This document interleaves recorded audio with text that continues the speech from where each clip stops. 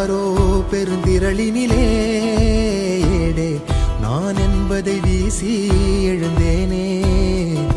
மனமே தான் என்பது போகும் பெருங்கணத்தினிலே கூவி வாவென்றொரு வாழ்க்கை சிறு குரலாய் அருளாய் பேச போகாதொரு ஆழம்